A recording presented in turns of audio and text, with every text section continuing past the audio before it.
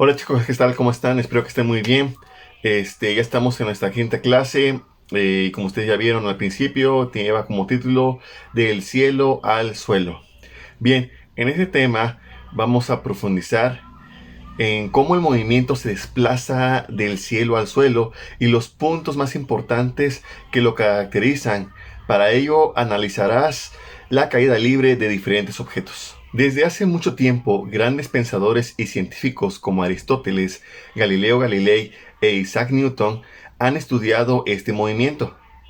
El primero en estudiarlo fue Aristóteles. Él observó durante mucho tiempo la caída de diversos objetos y después de reflexionar sobre ello estableció que los cuerpos pesados caen más rápido que los livianos. Esta es una aseveración errónea.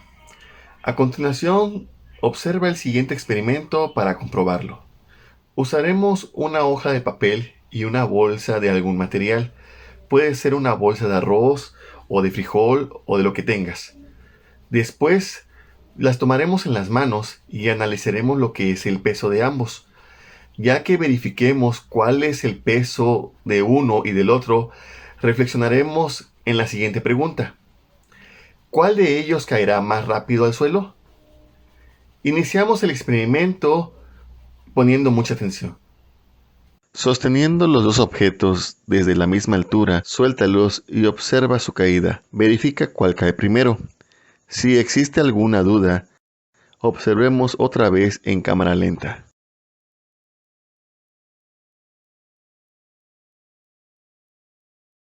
Ahora, realiza un experimento nuevo, pero esta vez haz bolita la hoja de papel. Sigue siendo la misma hoja y el mismo peso. Sostén los dos objetos desde la misma altura y suéltalos. Observa nuevamente y verifica cuál cayó primero esta segunda ocasión.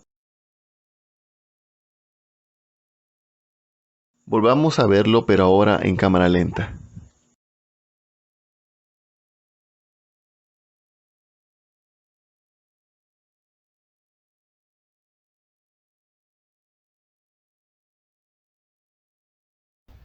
En el segundo experimento que observaste existió una variante. Esta es la base del método científico que inició Galileo 2000 años después de que Aristóteles realizara esta aseveración.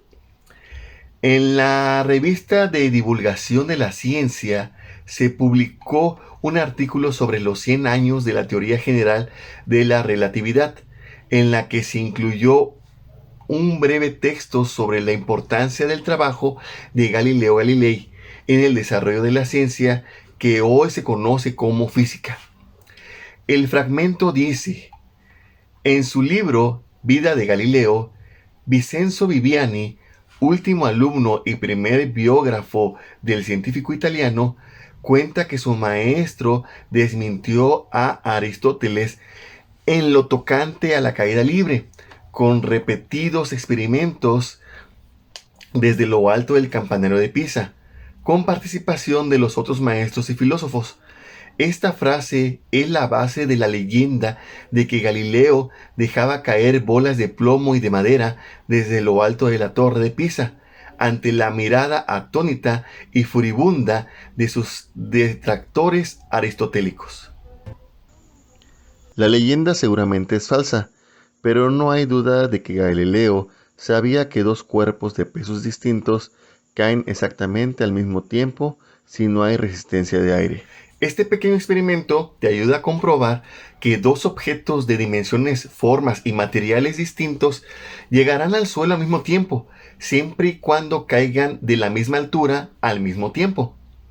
De acuerdo con el experimento que acabas de realizar, la primera vez la hoja de papel tardó más tiempo en caer que la bolsa de materiales. Esto se debe a que, cuando la hoja está extendida, ofrece mayor resistencia al aire. Esta resistencia frena la caída, por eso da la percepción de que caen con más lentitud. La resistencia del aire que presentan algunos cuerpos es un elemento que no había considerado Aristóteles. De ahí su confusión. Por eso, cuando se hace bolita la hoja, se elimina la mayoría de la resistencia del aire y cae al mismo tiempo que la bolsa de frijol. Por eso, cuando una hoja cae, puedes observar que la resistencia con el que el aire evita que caiga en línea recta hacia abajo. Una de las características más importantes de los objetos en caída libre es que la gravedad es la única fuerza que actúa sobre ellos y que su caída es vertical descendente. Para que quede más claro el tema de caída libre, observemos el siguiente video.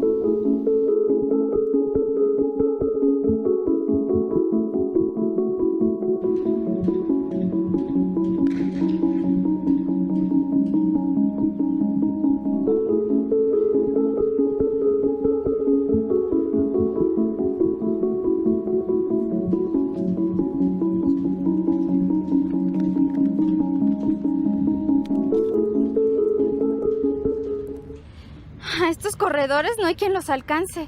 Logran las mayores velocidades que cualquier corredor haya realizado.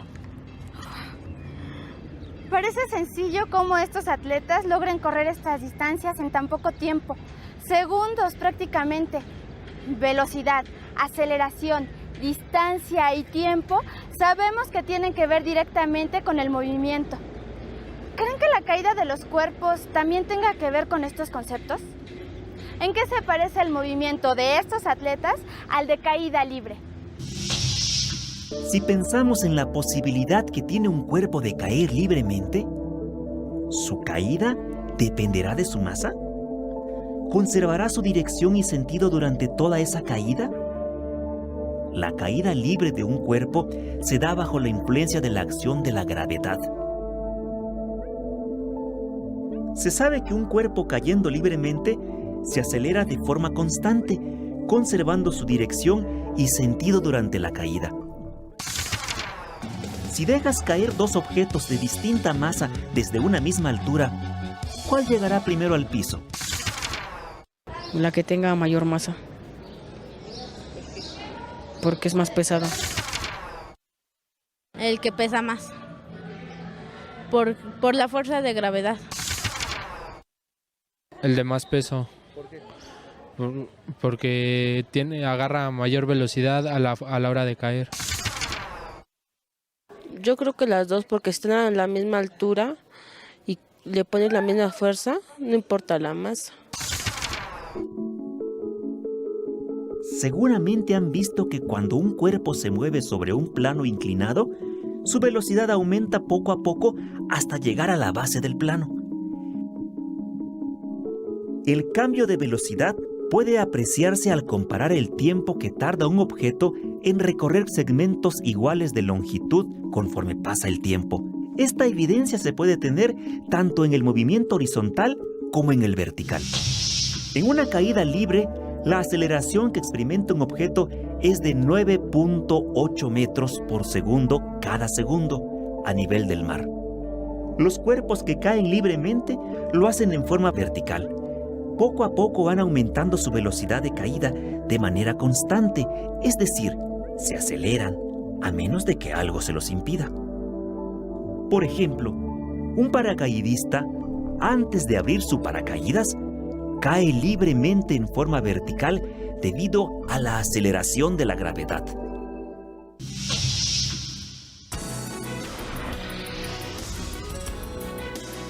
¿Sabías que Galileo Galilei, empleando materiales sencillos, realizó el experimento que le permitió introducir el concepto de aceleración? Para realizarlo, utilizó un plano inclinado, por el cual hizo rodar varias bolas de metal bien pulidas, para disminuir la fricción. Observó que entre más inclinado estaba el plano, más aceleraba una bola. Incluso, si la inclinación era de casi 90 grados, el objeto se movía prácticamente igual a una caída libre. Esto sucedía con las bolas de distinta masa.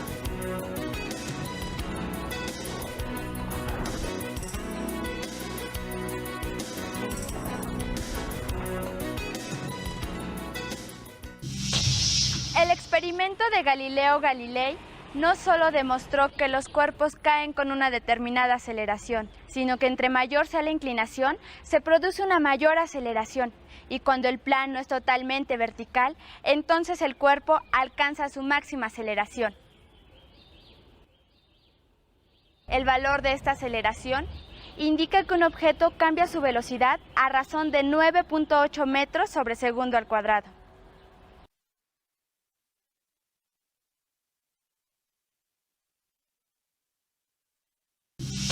¿Cuál de estas dos hojas de papel caerá más rápido? A, la extendida. B, la compacta. C, ambas. La forma es un factor que influye en la caída de los cuerpos. De hecho, aquellos que están extendidos no presentan una caída totalmente libre. Es fácil demostrar cómo, en presencia de aire, los cuerpos compactos caen más rápidamente que los extendidos. La caída de los cuerpos no depende de su masa. Si un cuerpo cae libremente, se ve influenciado por la fuerza de la gravedad. Entonces, la aceleración que ejerce esta fuerza es constante y uniforme y recibe el nombre de aceleración de la gravedad.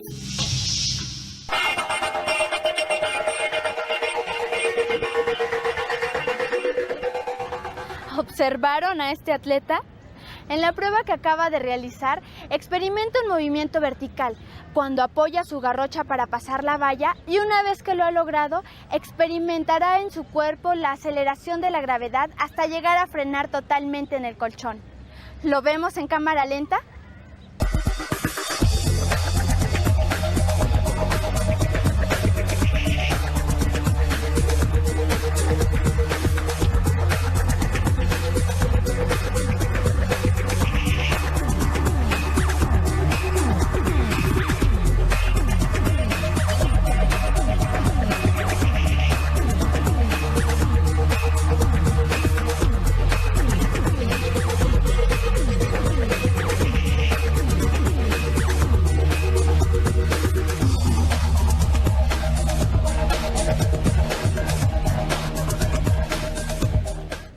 En realidad lo que experimenta este atleta son varias situaciones y una de ellas es la caída libre al pasar la valla y empezar a caer hasta llegar al colchón. Todos los cuerpos pueden experimentar movimiento, aun los que parecen estar en reposo se mueven. Si observamos este ejemplo y lo comparamos con el movimiento de los corredores de 100 metros, ¿en qué se parecen? En ambos casos, el movimiento presenta una trayectoria rectilínea y es acelerado. Recordemos que si la distancia que recorre un objeto es la misma en los mismos intervalos de tiempo, entonces se dice que su velocidad es constante. Además, al caer libremente, los cuerpos experimentan la misma aceleración sin importar su masa. Gracias a estos conocimientos se cuenta con aplicaciones para nuestra vida diaria, como los toboganes, que deben tener perfectamente calculada la inclinación y con ello evitar que quienes lo usen caigan demasiado rápido y logren frenar a tiempo. O el diseño de los paracaídas, para disminuir la aceleración y que los paracaidistas puedan llegar a tierra suavemente. Antes que nada, es importante aclarar que todos los ejemplos que aquí vemos son aproximaciones al movimiento de caída libre ideal. De hecho, un clavado o dejar las llaves caer desde alturas pequeñas son muy buenas aproximaciones. Aclarando esto, debemos destacar que características del movimiento de caída libre. La caída libre de un objeto se da únicamente bajo la influencia de la acción de la gravedad. En la caída libre, la aceleración que experimenta un objeto es de 9.8 metros sobre segundo al cuadrado por cada segundo que cae, es decir, se aceleran de forma constante. Los cuerpos que caen libremente lo hacen de forma vertical. La forma de los objetos es un factor que influye en la caída de los cuerpos. Los cuerpos extendidos no presentan una caída totalmente libre, debido a la resistencia del aire. Al caer libremente los cuerpos experimentan la misma aceleración sin importar su masa. A continuación analizaremos los siguientes ejemplos e identificaremos las trayectorias, las formas que tienen los objetos que caen y las fuerzas que interactúan con él, para determinar si se trata de una caída libre. A continuación realizaremos la siguiente actividad. Responde las siguientes preguntas. ¿Alguna vez has sentido los efectos de la caída libre? En los siguientes ejemplos consideraremos que es posible observar el movimiento de la caída libre.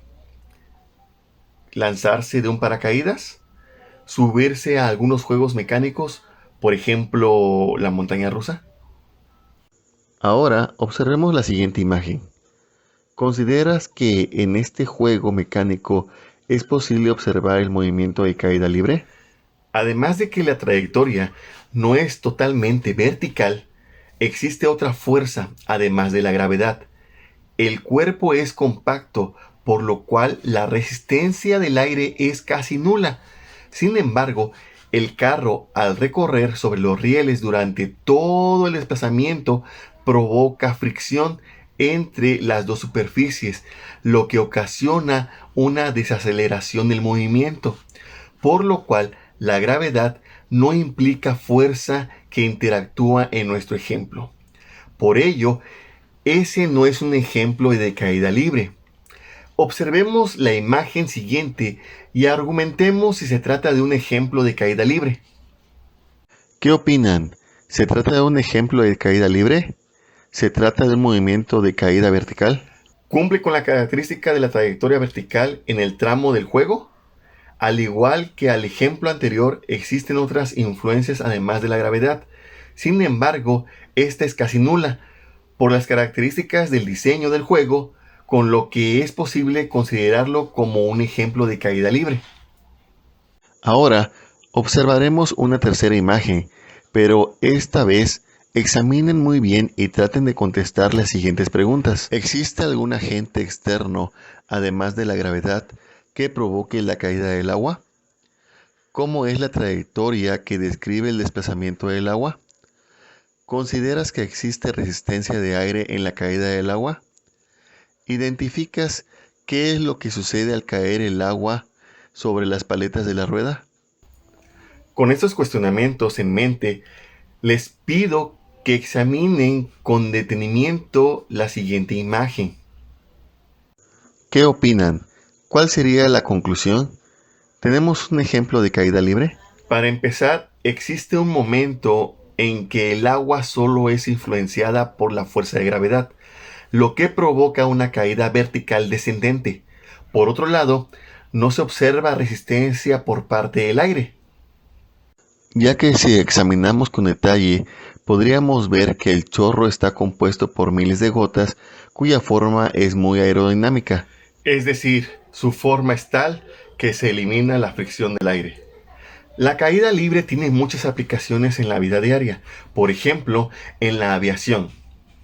En algunos casos se prueban aviones en caída libre o se les deja caer para simular efectos de ingravidez. Este movimiento también se llega a utilizar en la industria de alimentos para separar frutos, nueces y semillas, en la manufactura de recipientes de vidrio, en molinos de agua y de manera más sofisticada en la generación de energía eléctrica. También se puede aplicar en la recreación, ya que algunos juegos mecánicos y toboganes aplican este concepto.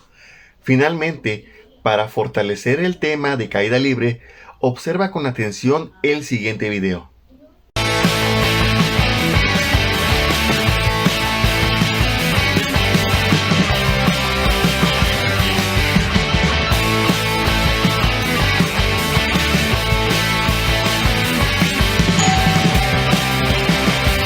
Hola, ¿cómo estás? Hola. Te paso las llaves, ¿va? Va, gracias. Ahí te van. ¿Te has preguntado cómo caen los cuerpos o por qué lo hacen? Para responder estas preguntas necesitamos saber a qué tipo de movimientos nos referimos. Llamamos movimientos acelerados a aquellos en los que la velocidad no es constante, puede aumentar o disminuir, pero si esta velocidad guarda siempre una misma proporción con el tiempo transcurrido, es decir, mantiene aceleración constante, se convierte en un movimiento uniformemente acelerado. La caída libre es un movimiento uniformemente acelerado, porque al dejar caer un cuerpo, describe por influencia de la gravedad un movimiento vertical descendente. La aceleración constante en la caída libre es la aceleración de la gravedad, que se representa con la letra G y equivale a 9.8 metros por segundo al cuadrado. Esto significa que la velocidad de los cuerpos en caída libre aumenta 9.8 metros por segundo. Otros factores que pueden influir en la rapidez con la que caen los cuerpos son su forma y la trayectoria.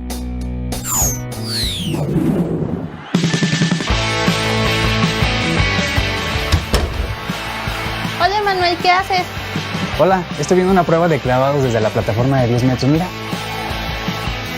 Está participando la mexicana, Paola Espinosa. Wow, es en caída libre. Así es. De hecho, el clavado de Paola es un movimiento vertical descendente con aceleración constante.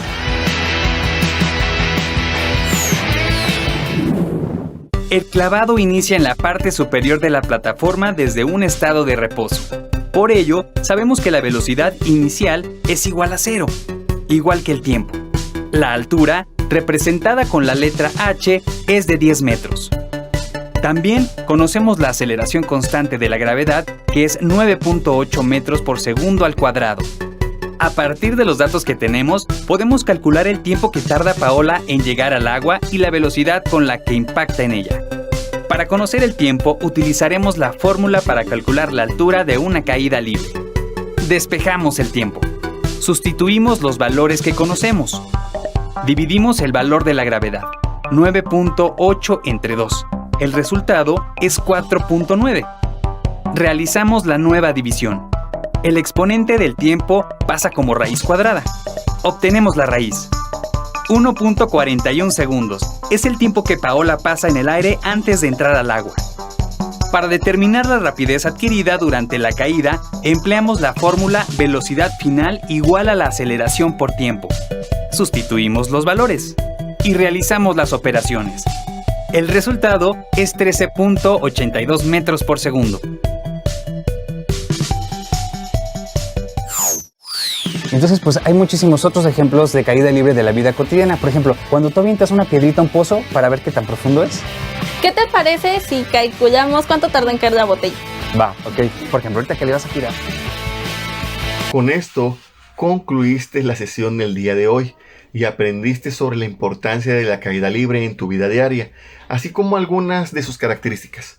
Si quieres saber más sobre el tema, en tu libro de Ciencias Física de segundo grado de secundaria podrás encontrar más información y ejemplos de este movimiento.